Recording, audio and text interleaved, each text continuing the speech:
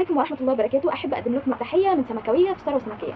النهاردة الفيديو موجه لطلاب الثانوية العامة 2026 وأنا طالبة كنت زيكم 2023. طيب النهاردة هكلمكم عن إيه؟ طلاب وطالبات المرحلة الثانية. هتلاقوا عندكم في التنسيق وفي الرغبات كلية ثروة سمكية.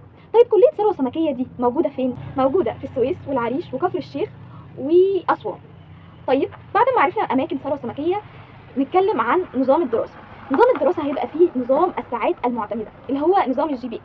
طيب والكلية بتدرس بالإنجليزي، يعني كل دراستنا بالإنجليزي. وكمان الكلية دلوقتي زي ما احنا عارفين بقت مقالي، ما بقاش فيه اختياري، فكلية صعبة تقيلة علمية عملية. يعني لو داخل الكلية دي على الأساس إن أنت هتخش تاخد بكالوريوس وخلاص فلا، فأنت هتطول فيها شوية. طيب بعد كده هنتكلم عن أقسام الكلية.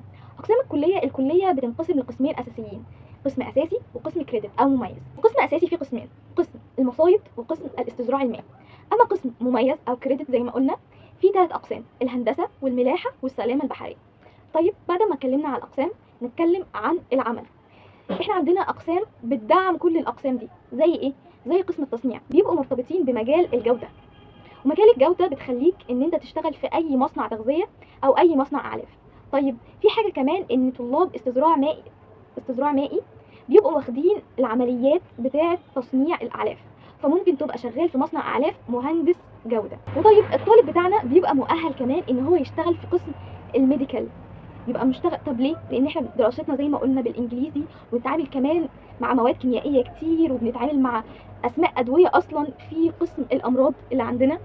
فده بيخلي طلابنا بعد ما بيتخرجوا بيشتغلوا في الميديكال. واللهم بارك، شغلانه زي دي فيها فلوس كتير. اما الوظائف اللي انا جايه اقولها دلوقتي دي فدي وظائف متاحه جدا للشباب للولاد، زي ان انت تشتغل في مزرعه سمكيه، ودي الوظائف دي موجوده في المدن الزراعيه زي الشرقيه ودمياط وبورسعيد والمدن اللي فيها مزارع.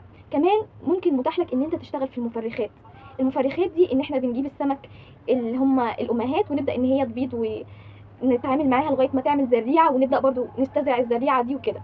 كمان ممكن متاح لك ان انت تشتغل في معامل التحاليل، والشغلانه دي متاحه لثروه سمكيه. اي عارفه اللي هو ايه، اي حد ما لقاش شغل في المجال بيشتغل في معمل تحاليل.